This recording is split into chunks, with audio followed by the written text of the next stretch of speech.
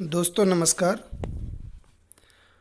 कैसे हैं आप लोग। आशा करता हूं कि आप अच्छे होंगे और अपनी पढ़ाई लिखाई अच्छे से कर रहे होंगे। दोस्तों, आप बाज़ार गए होंगे। गांव और शहरों की बाज़ार से लेकर के, गांव और कस्बों के बाज़ार से लेकर के मॉल और बड़े बड़े संस्था जो कि व्यापार करते हैं वहाँ तक गए होंगे और चीज़ें खरीद कर लाए होंगे। कई बार ऐसा भी हुआ होगा कि आप घर से तो कुछ सोच कर गए होंगे और लेकर के कुछ और आए होंगे। कई बार ऐसा होता है कि हम घर से सोच कर जाते हैं कि हमें टी शर्ट खरीदनी है, शर्ट खरीदनी है, और वहाँ से जाते हैं तो पैंट भी ले आते हैं या और भी बहुत सारी चीज़ें ले आते हैं। तो ऐसा क्यों होता है, कभी सोचा है आप लोगों ने? अगर नहीं सोचा है तो सोचिए। और इन्हीं सब प्रश्नों के उत्तर तलाश करता हुआ पाठ है बाजार दर्शन। बाजार दर्शन, बाजार के हम दर्शन भी करेंगे, उसे देखेंगे भी। और बाजार का अपना दर्शन होता है ना, दर्शन शास्त्र वाला दर्शन। तो बाजार का अपना दर्शन भी होता है, उस पर भी हम लोग चर्चा करेंगे।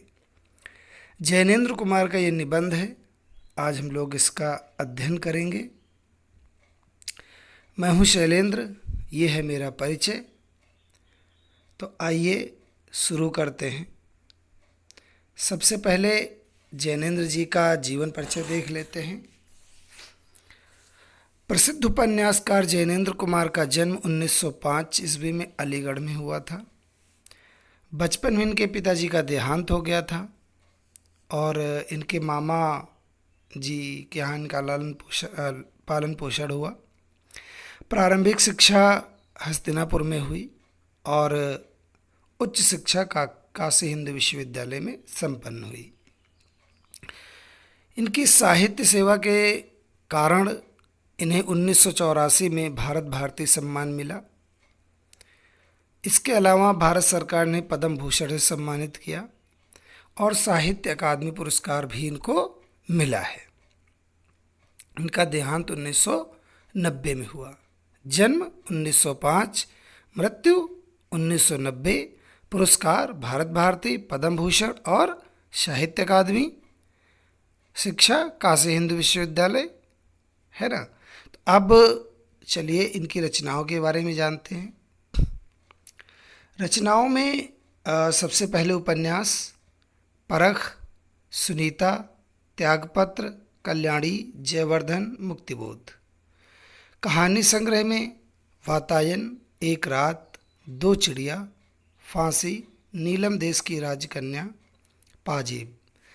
निबंध संग्रहों की अगर बात करें तो प्रस्तुत प्रश्न, जड़ की बात, पूर्वोदय, साहित्य का श्रेय और प्रेय, सोच विचार, समय और हम, ये इनके निबंध संग्रह हैं। थोड़ी थोड़ी बातें कर लेते हैं इनकी रचनाओं पर। इनकी जो रचनाएं हैं उनमें त्यागपत्र इनका काफ़ी प्रसिद्ध उपन्यास हुआ और साहित्य अकादमी भी इस पर मिला। इसके अलावा परख और सुनीता, ये भी इनके काफ़ी चर्चित उपन्यास हुए जिनमें मानव मन की गुत्थियों को सुलझाया गया है। कहानी संग्रह में जो हमने अभी नाम लिए कि नीलम देश की राजकन्या, पाजेब, ये सब संग्रह, इनमें बहुत प्रसिद्ध प्रसिद्ध कहानियाँ प्रकाशित हुई हैं। और विद्यार्थियों, मुझे एक प्रश्न का उत्तर दीजिए, कमेंट बॉक्स में अपना उत्तर लिखिए कि इनकी एक कहानी आप लोगों ने पिछली कक्षाओं में पढ़ रखी है। मैं बता देता हूँ किस कक्षा में। 7वीं कक्षा में आपने इनकी एक कहानी पढ़ी है, मुझे उसका आप नाम बताइए, है ना। और चलिए आगे इनकी साहित्यिक विशेषताओं के बारे में जानते हैं। इन्होंने अपने उपन्यासों व कहानियों के माध्यम से हिंदी में एक सशक्त मनोवैज्ञानिक कथाधारा का प्रवर्तन किया। जैनेन्द्र की पहचान अत्यंत गंभीर चिंतक के रूप में रही। उन्होंने सफल व अनौपचारिक शैली में समाज, राजनीति, अर्थनीति और दर्शन संबंधित गहन प्रश्नों को सुलझाने की कोशिश की है। सबसे पहले इनकी उपन्यासों की बात करते हैं, कहानियों की बात करते हैं कि उसमें इन्होंने एक मानव मन की गुत्थी सुलझाई है। इसका जिक्र अभी हमने किया था। वास्तव में कथा धारा की अगर बात करें तो प्रेमचंद के बाद जो भी साहित्यकार हुए या जो कहानीकार हुए मुख्य रूप से, उनमें जैनेन्द्र का नाम सबसे महत्वपूर्ण है। जैनेन्द्र ने एक नई ही कथा शैली का विकास किया, एक नई कथा धारा का विकास किया, जिसमें इन्होंने मनुष्य के मन में क्या क्या चल रहा है, क्या क्या सोच रहा है, उसका बड़ा सूक्ष्म और बारीक विश्लेषण किया है।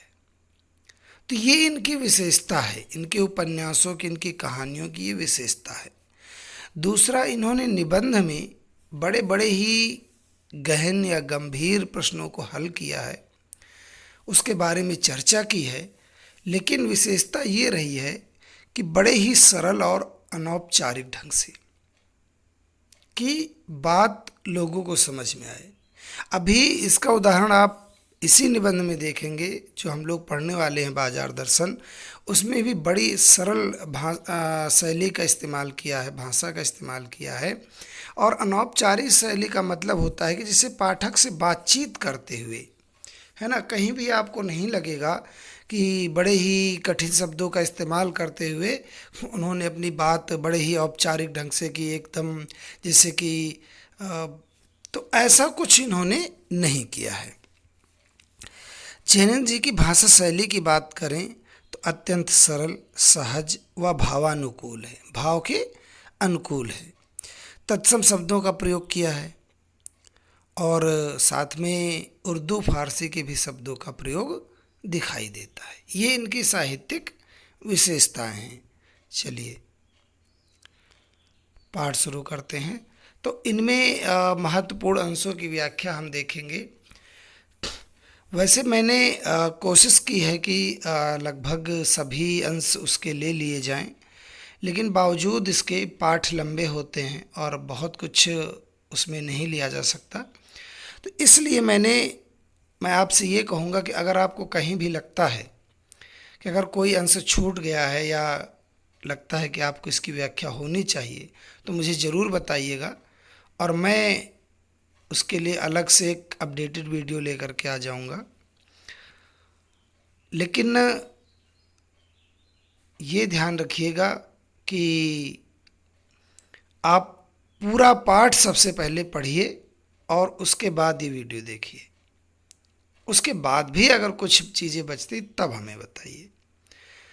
तो यही कहूँगा कि पाठ पढ़ने पहले पढ़ लें, फिर ये वीडियो देखें। तो आइए शुरू करते हैं। मैंने मन में कहा, ठीक, बाजार आमंत्रित करता है, आओ मुझे लूटो। ये देखिए, इसके पहले भी है शायद एक, हाँ ये। चलिए यहाँ शुरू करते हैं। उनका आशय था कि यह पत्नी की महिमा है, उस महिमा का मैं कायल हूँ। आदिकाल से इस विषय में पति से पत्नी की ही प्रमुखता प्रमाणित है और यह व्यक्तित्व का प्रश्न नहीं, स्त्रीत्व का प्रश्न है। स्त्री माया न जोड़े तो क्या मैं जोड़ूं? फिर भी सच सच है और वह यह है कि इस बात में पत्नी की ओट ली जाती है। मूल में एक और तत्व की महिमा सविशेष है। वह तत्व है मनी बैग, अर्थात पैसे की गर्मी या एनर्जी। पैसा पावर है, पर उसके सबूत में आसपास माल टाल न जमा हो तो क्या यह खाक पावर है? पैसे को देखने के लिए बैंक का हिसाब देखिए, पर माल असबाब, मकान, कोठी तो अनदेखे भी दिखते हैं। पैसे की उस परचेजिंग पावर के प्रयोग में ही पावर का रस है। लेकिन नहीं, लोग संयमी भी होते हैं। वे फिजूल सामान को फिजूल समझते हैं। वे पैसा बहाते नहीं हैं और बुद्धिमान होते हैं। बुद्धि और संयम पूर्वक वे पैसे को जोड़ते जाते हैं। वे पैसे की पावर को इतना निश्चय समझते हैं कि उसके प्रयोग की परीक्षा की उन्हें दरकार नहीं है। बस खुद पैसे के जुड़ा होने पर उनका मन गर्व से भरा फूला रहता है। तो आइए व्याख्या देखते हैं इसकी। उनका आशय था मतलब उनके कोई मित्र रहे होंगे या पड़ोसी रहे होंगे, मित्र ही थे। उनका आशय था कि यह पत्नी की महिमा है। वो जो कह रहे थे उसका आशय था, उसका मतलब था कि ये सब पत्नी की महिमा है, पत्नी के कारण है, पत्नी की वजह से ये हुआ है। क्या हुआ है कि उस महिमा का मैं कायल हूँ। जब उनके मित्र ने कहा कि ये पत्नी की महिमा है, अर्थात पत्नी के कारण ऐसा हुआ, जो भी हुआ, तो लेखक कहता है कि मैं उस महिमा का कायल हूँ, है ना, मैं उसकी प्रशंसा करता हूँ या मैं मानता हूँ। और आगे कहता है कि आदिकाल से इस विषय में पति से पत्नी की ही प्रमुखता प्रमाणित है। ये बात आज की नहीं है, हमेशा से ही पति के ऊपर पत्नी की प्रमुखता रहती है। यानी खरीदने के बारे में, कुछ सामान लाने के बारे में पत्नी ही की बात मानी जाती है। और यह व्यक्तित्व का प्रश्न नहीं, स्त्रीत्व का प्रश्न है, व्यक्तित्व का प्रश्न नहीं है। यानी किसी के चरित्र की विशेषताओं की, व्यक्तित्व की विशेषताओं की बात नहीं है, किसी व्यक्ति की बात नहीं है, बल्कि स्त्रीत्व की बात है। स्त्री ही ऐसा कर सकती है, स्त्री ही ऐसा करती है। स्त्री माया ना जोड़े तो क्या मैं जोड़ूं?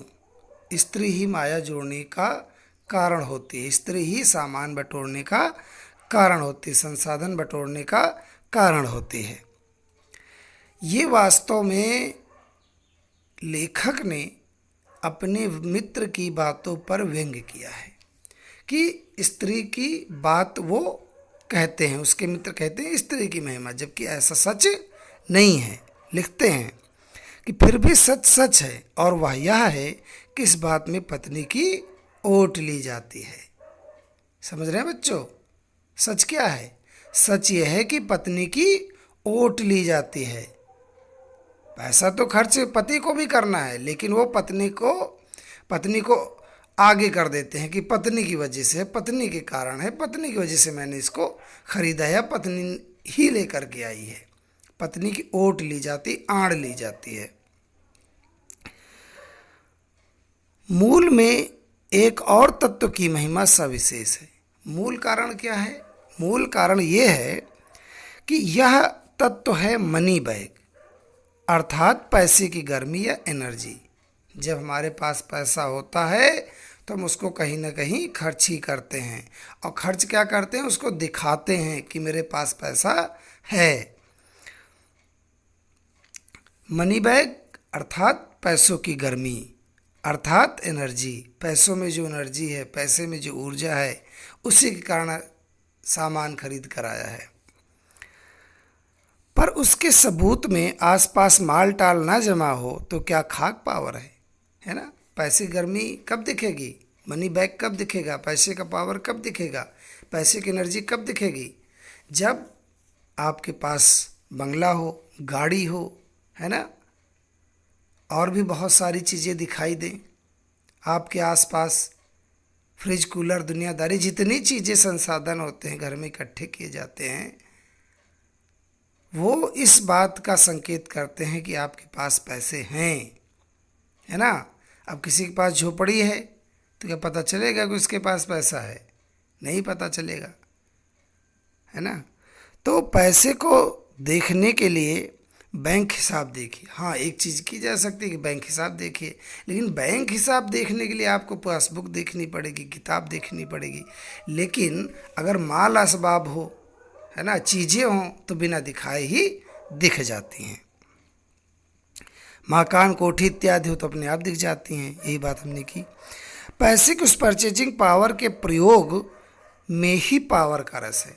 जब तक आप पैसे उस पावर का प्रयोग नहीं करेंगे, माल असबाब और कोठी मकान इकट्ठा नहीं करेंगे, तो तब तक पैसे की पावर दिखेगी नहीं, और पैसे की पावर दिखेगी नहीं तो फिर उस पावर का रस मिलेगा नहीं।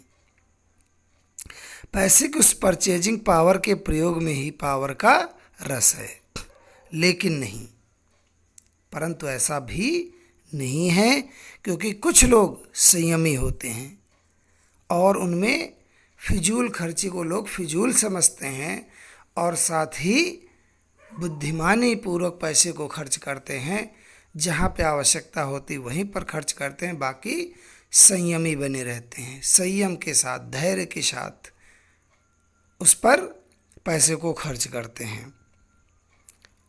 उसकी परीक्षा की दरकार उन्हें नहीं होती, उसके प्रयोग की, उसकी परख की आवश्यकता उन्हें नहीं रहती है कि माल असबाब इकट्ठा करें, जो चीज़ फालतू है वह चीज़ भी खरीद लें। इस चीज़ की आवश्यकता उन्हें नहीं पड़ती है। बस खुद पैसे से जुड़ा होने पर उनका मन गर्व से भरा रहता है, फूला रहता है। चलिए आगे चलते हैं। मैंने मन में कहा, ठीक, बाजार आमंत्रित करता है कि आओ मुझे लूटो और लूटो, सब भूल जाओ, मुझे देखो। मेरा रूप और किसके लिए है, मैं तुम्हारे लिए हूँ। नहीं को चाहते हो तो भी देखने में क्या हर्ज है।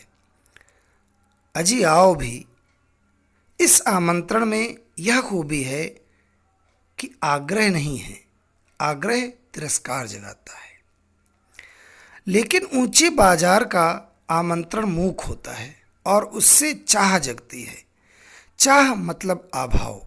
चौक बाजार में खड़े होकर के आदमी को लगने लगता है कि उसके अपने पास काफ़ी नहीं है, और चाहिए, और चाहिए। मेरे यहाँ कितना परिमित है और यहाँ कितना अतुलित है। ओह, कोई अपने को ना जाने तो बाजार का यह चौक उसे कामना से विकल बना छोड़े। विकल क्यों, पागल। असंतोष, तृष्णा और ईर्ष्या में घायल करके मनुष्य को सदा के लिए यह बेकार बना डाल सकता है। तो ये बात, चूँकि इनके मित्र बाजार गए थे और ढेर सारा सामान खरीद कर लाए थे, उसी के बाद ये सब बातें हो रही हैं, इसलिए मैंने कहा था कि पाठ पहले पढ़ लीजिए। तो पहली स्लाइड में यहाँ पर हम लोगों ने ये चर्चा की थी कि जब सामान खरीद के लाए और इन्होंने पूछा कि भाई ये क्या खरीद लाए, तो उन्होंने कहा ये पत्नी की महिमा है ना। तो लेखक समझ गया कि ये बात सही नहीं है, और सही क्या है कि पत्नी की आड़ ली जाती है। तो ये सब बातें हमने की। इसके पीछे मूल कारण है मनी बैग या पैसे की पावर, है ना। तो ये हमने बात की थी। और इसके आगे मैंने मन में कहा, तो मन में लेखक सोचने लगा या कहने लगा कि भाई ठीक है, बाजार आमंत्रित करता है, बाजार कहता है कि आओ मुझे लूटो और लूटो, सब भूल जाओ, मुझे देखो, मेरा रूप और किसके लिए, तुम्हारे लिए ही तो है ना। ये सब कहता है। आप बाजार जाइए तो बाजार आपको आकर्षित करता है, कहता है भाई ये चीज़ खरीद लो, ये चीज़ खरीद लो, है ना। और आग्रह करता है कि मुझे लूटो। लेकिन ये आग्रह नहीं है। क्यों आग्रह नहीं है? क्योंकि आग्रह तिरस्कार जगाता है। तिरस्कार, जब आपसे कोई कहे कि भाई पढ़ लो पढ़ लो, आपका मन नहीं होगा। या आपसे कोई कह दे कि आओ खाओ खा लो भाई, तो आप कहते अरे नहीं। तिरस्कार जगाता। हमें लगता है कि कोई व्यक्ति क्यों कहेगा, है ना। तो हमारे मन में उसके प्रति तिरस्कार का भाव होता है, उससे दूर जाने का भाव होता है। जब आग्रह करता है बीमा करा लो, ये करा लो, वो करा लो, तो ये सब जब बातें होती हैं तो हम उससे पीछे भागते हैं। लेकिन बाजार का जो आग्रह है वो आग्रह नहीं है, बल्कि एक आकर्षण है, वो और आमंत्रण है, मूक आमंत्रण, जो बिना बोले आपको अपनी ओर बुलाता है, आकर्षित करता है, निमंत्रण देता है कि आओ मुझे लूटो। चाह मतलब अभाव। आपके अंदर एक चाह जगाता है। चाह का मतलब क्या होता है? अभाव। जब हम बाजार की चौक पे खड़े होते हैं और हम देखते हैं तो हमें ये लगता है कि हमारे पास कितना परिमित है। परिमित मतलब सीमित है, मतलब बहुत कम है। और यहाँ कितना अतुलित है। अतुलित मतलब विशाल, बहुत ज़्यादा। तो जब बहुत ज़्यादा है, बहुत विशाल है, तो हमारे पास तो बहुत कम है। तो हम क्या चाहेंगे कि सारी चीज़ें हमारे पास हों। तो जब ये चाहेंगे कि हमारे पास हो, तो हम उसको चीज़ खरीदने की कोशिश करेंगे। ओह, कोई अपने को ना जाने तो बाजार का यह चौक अपनी कामना से उसे विकल कर दे। अगर कोई अपने बारे में निश्चित नहीं है कि हमें ये खरीदना है, ये जानना है, ये लेना है, तो वास्तव में बाजार तो उसे परेशान कर डाले कि भैया वो कितना खरीदेगा, क्या क्या खरीदेगा, उसके पास इतना पैसा भी नहीं होगा, वो तो पागल हो जाएगा, है ना। ईर्ष्या से तृष्णा यानी प्यास, असंतोष, संतोष नहीं है, और ईर्ष्या से घायल होकर के पागल हो जाएगा और सदा के लिए उसे बेकार बना डालेगा। तो विद्यार्थियों, आज हम यहीं तक बात करते हैं, और अगले भाग में हम इसके आगे की चर्चा करेंगे, इसके अगले अंशों की व्याख्या करेंगे। अभी तक के लिए इतना ही। और एक प्रश्न जाते जाते एक बार फिर से पूछेंगे कि आप इनके किन्हीं दो उपन्यासों के नाम बताइए और किन्हीं दो कहानियों के नाम बताइए। तो एक प्रश्न और आपको दिए जाता हूँ। अगले भाग तक के लिए धन्यवाद, आपने सुना। तब तक के लिए टाटा बाय बाय, फिर मिलते हैं।